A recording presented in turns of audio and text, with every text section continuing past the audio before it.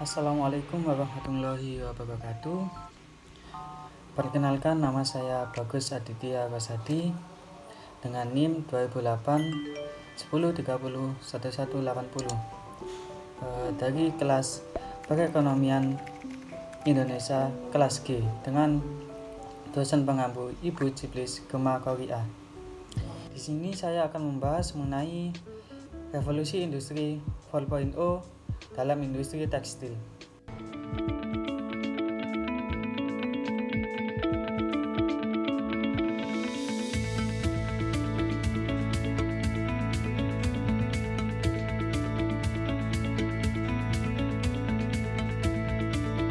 Perubahan.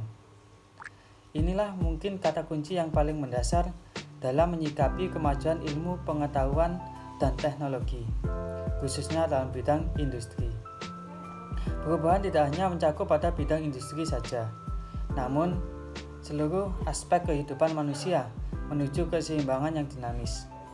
Oleh karena aspek apapun mau tidak mau bersegera mengikuti perubahan itu. Jika ia tidak mau mengikutinya, maka dapat dipastikan ia akan tertinggal. Maka tidak salah mengutip filsuf Yunani, Heraklitus. Salah satunya yang konstan di dunia ini adalah perubahan. Revolusi. Inilah kata yang paling tepat jika melihat begitu radikalnya perubahan terhadap kemajuan industri masa kini. Mengutip arti revolusi industri itu sendiri, yaitu menurut KBBI, yaitu perubahan radikal dalam usaha mencapai produksi dengan menggunakan mesin-mesin, baik untuk tenaga penggerak maupun untuk tenaga pemrosesan.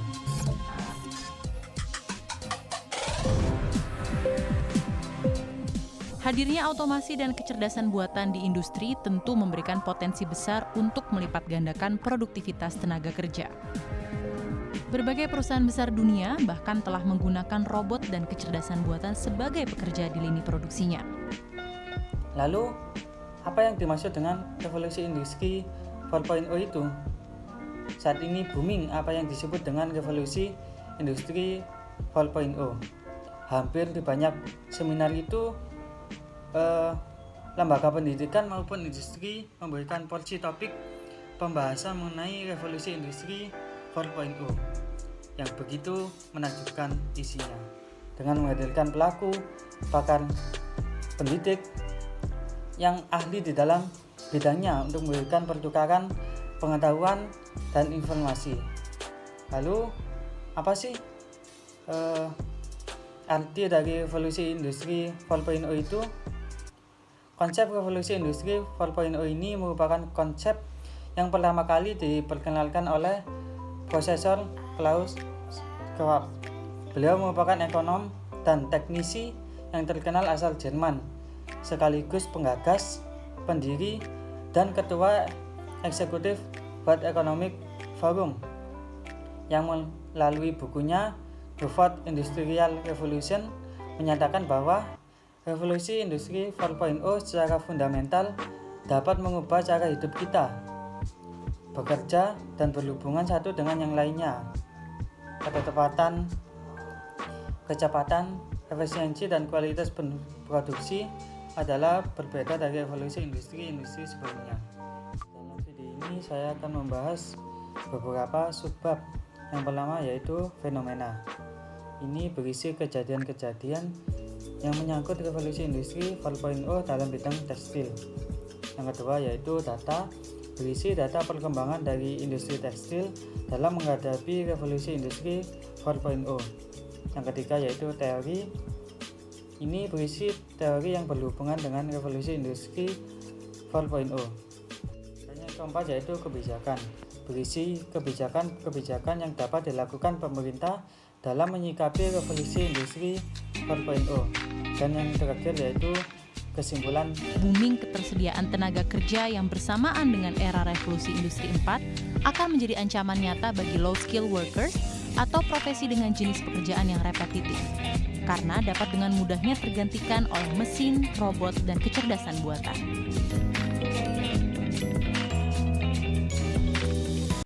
Untuk pembahasan yang pertama yaitu fenomena.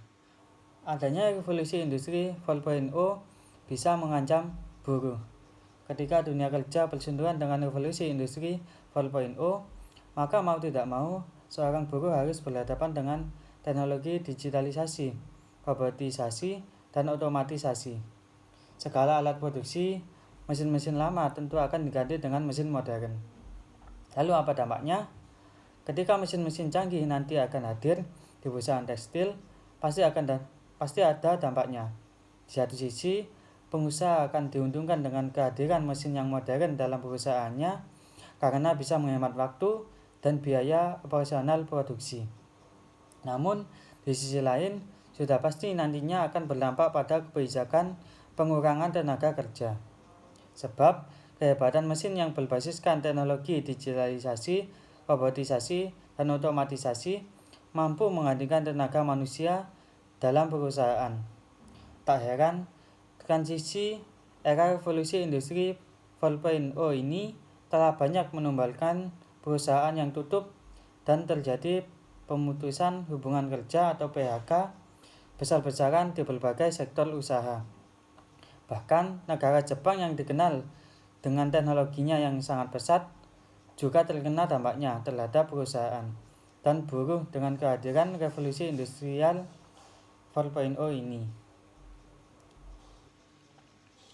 Berdasarkan laporan resmi dari BPS, Badan Pusat Statistik, pada tahun 2017, jumlah tenaga kerja lulusan SMP sebanyak 21,72 juta orang atau 17,95%. Sekolah menengah atas atau SMA sebanyak 21,13 juta orang atau 17,46%. Sekolah menengah kejuruan atau SMK sebanyak 12,59 juta orang atau 10,40%. Diploma 1, 2, dan 3 sebanyak 3,28 juta orang atau 2,71%, dan universitas sebanyak 11,32 juta orang atau 9,35%.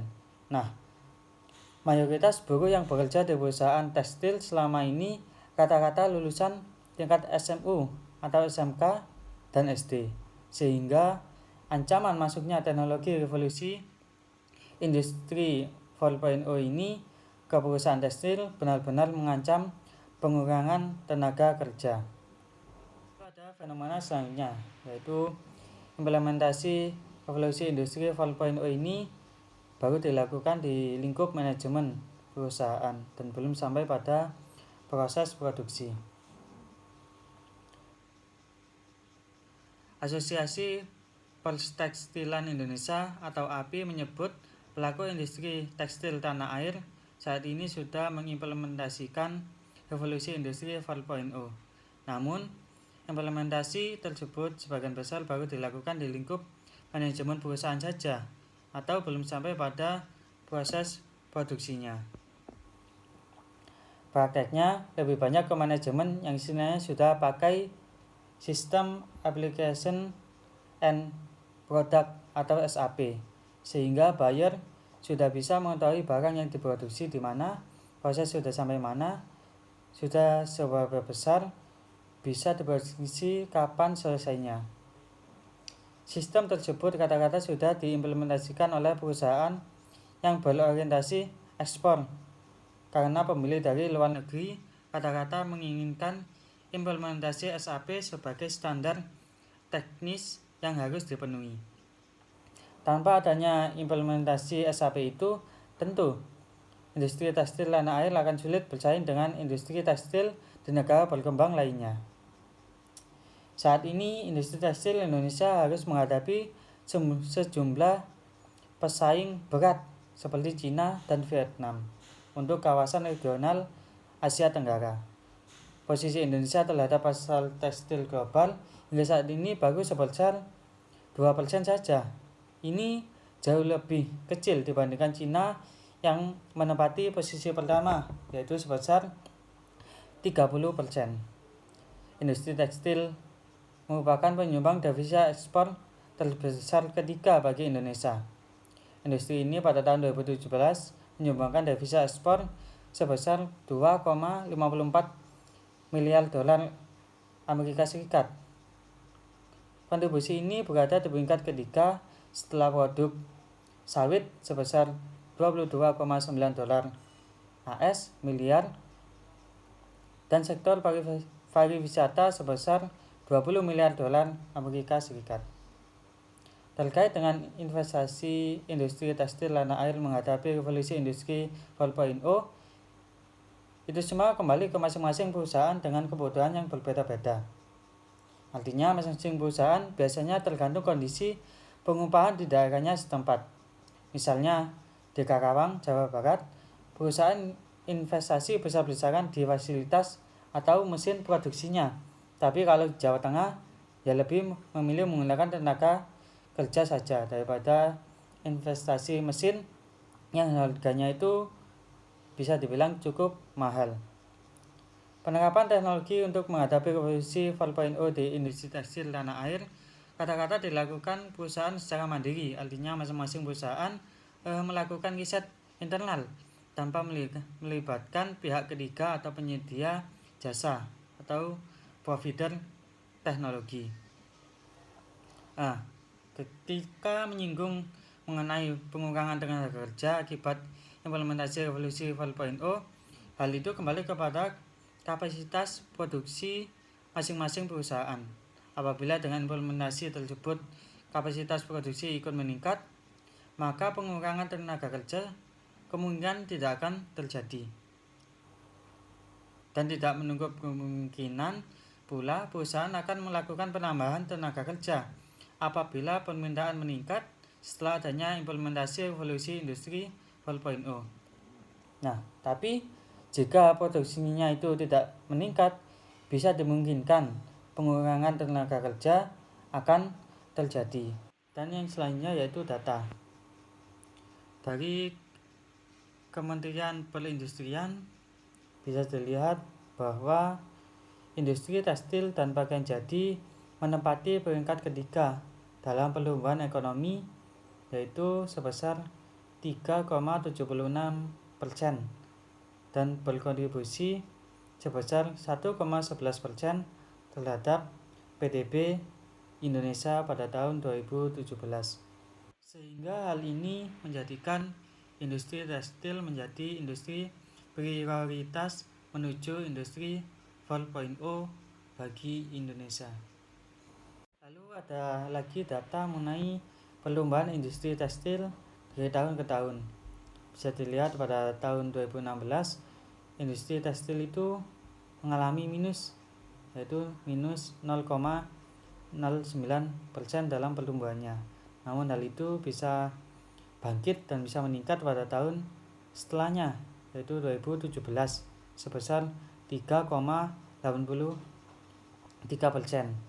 dan terus meningkat pada tahun 2018 sebesar 8,73 hingga pada puncaknya pada tahun 2019 mengalami pertumbuhan sebesar 15,30.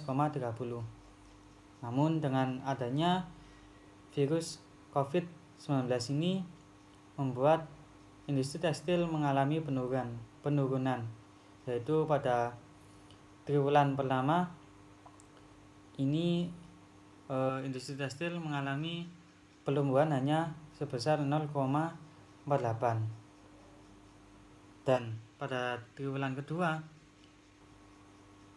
makin parah hingga minus 8,72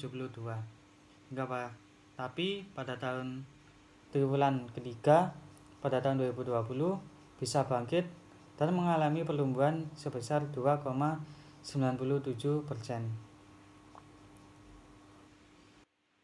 Lalu teori yang berhubungan. Menurut Kanselir Jerman yaitu Angela Merkel pada tahun 2014 yang menyatakan arti dari revolusi industri 4.0 itu sebagai sebuah transformasi komprehensif dari segala aspek produksi yang terjadi di dunia industri melalui penggabungan antara teknologi digital serta internet dengan industri konvensional. Pada saat ini industri 4.0 telah masuk dalam teori yang dicetuskan oleh William Hunter Lewis dalam perekonomian modern. Mengapa demikian? Karena teori ini memiliki ciri perekonomian yang tingkat produktivitasnya yang tinggi dari input yang digunakan, termasuk tenaga kerja dan juga sebagai sumber akumulasi modal. Menyikapi dari berbagai fenomena yang telah terjadi dalam industri tekstil, maka perlu dilakukan kebijakan untuk mengatasi permasalahan yang terjadi dalam industri tekstil. Yang pertama yaitu pemerintah bisa melakukan pelatihan 3-in-1. Sejauh ini pemerintah dianggap sudah cukup baik dalam membantu pelaku industri tekstil menerapkan revolusi industri 4.0. Bantuan yang diberikan pemerintah diantaranya adalah sejumlah pelatihan tingkat operator berupa diklat sistem 3-in-1, yaitu pelatihan, sertifikasi kompetensi, dan penempatan kerja. Jadi tidak hanya melakukan pelatihan saja, yang berlatih juga diberikan sertifikasi dan penempatan kerja, sehingga setelah melakukan pelatihan bisa menerapkan apa yang telah dipelajari selama mengikuti pelatihan. Penyelenggaraan diklat 3-in-1 ini juga sebagai salah satu langkah penanggulangan dampak pandemi COVID-19 melalui penyerapan tenaga kerja dan pengurangan jumlah pemutusan hubungan kerja atau PHK di berbagai industri perusahaan. Dan kedua, kebijakan yang dapat dilakukan oleh pemerintah yaitu safeguard. Safeguard tersebut akan diterapkan dengan mengenakan bea masuk pada produk tekstil yang berasal dari luar negeri. Tujuannya untuk menjadi benteng pertahanan dari serbuan impor produk tekstil sehingga dinilai dapat melindungi industri nasional. Safeguard tersebut sudah ditandatangani oleh Menteri Perdagangan. Jadi dengan aturan tersebut akan ada beberapa komponen industri tekstil yang akan diberi safeguard. Memperin mengungkapkan dengan ditandatanganinya aturan tersebut diharapkan bisa terus mendongkrak pertumbuhan industri TPT yang menjadi salah satu sektor prioritas sesuai dalam peta jalan Making Indonesia 4.0. Untuk memastikan safeguard berjalan maksimal, dilibatkan juga Direktorat Jenderal Bea Cukai Kementerian Keuangan. Dalam hal ini, Bea Cukai bertugas mengawasi masuknya barang-barang impor TPT, khususnya produk yang tercatat dalam safeguard. Dengan adanya aturan safeguard, Memperin optimis industri TPT di tanah air akan semakin tumbuh dan terus memberikan kontribusi yang signifikan. Dan kebijakan ketiga yaitu program vokasi. Kementerian Tenaga Kerja Kemenaker bersama kementerian lainnya sudah melakukan program vokasi atau pelatihan bagi calon anggota muda kerja. Bagi yang buruh yang terkena dampak PHK, adanya program vokasi dalam rangka meningkatkan kualitas keahlian dan keterampilan tenaga kerja. Pemerintah sedang giat mengaktifkan Badan Latihan Kerja atau BLK di setiap provinsi dan kabupaten atau kota. Ada sekitar 1.000 BLK yang sedang dibangun dengan memperbarui alat-alat pelatihan kerja yang berbasis teknologi digitalisasi, otomatisasi, dan robotisasi. Jadi kesimpulan yang bisa didapat yaitu dengan adanya teknologi 4.0 dan diterapkannya sistem otomatisasi ini, produktivitas dan efisiensi menjadi hal yang dapat dijanjikan tercapai dengan sempurna. Maka kami berharap industri tekstil dapat menjadi salah satu penopang pemulihan ekonomi nasional karena perannya dalam peningkatan nilai tambah dalam negeri, penyediaan lapangan kerja, dan mendorong ekspor dan pengendalian impor. Namun keadaan itu berbanding lurus dengan tergerusnya penggunaan tenaga kerja manusia. Karena apa? Karena secara tidak langsung akan ada pengurangan tenaga kerja yang tentunya berdampak akan terjadinya penambahan jumlah pengangguran. Untuk itulah peran pelaku industri dan pemerintah menjadi sangatlah penting agar keseimbangan dapat tercapai dengan baik dan optimal. Pembuatan kebijakan yang tepat dan terobosan baru untuk bidang kerja non-teknologi 4.0 wajib diciptakan oleh pemerintah agar tidak terjadi penambahan pengangguran pada usia produktif.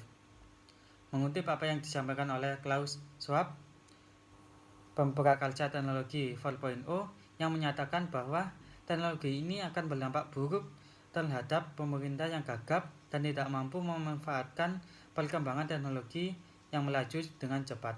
Revolusi tidak hanya mengubah model bisnis dan pola kompetisi, tapi juga merombak sistem ekonomi dan masyarakat. Hanya negara yang dapat memanfaatkan kemajuan teknologi dengan baik yang bisa menjadi kekuatan global. Sebaliknya, mereka yang tidak siap dan sibuk sendiri dengan urusan domestik tidak akan mampu bersaing dan akan semakin tertinggal dengan negara lainnya. Sekian pemaparan materi mengenai dampak revolusi industri 4.0 dalam bidang industri tekstil dari saya. Apabila banyak kurang lebihnya, saya memohon maaf yang sebesar-besarnya. Sekian, wassalamualaikum warahmatullahi wabarakatuh.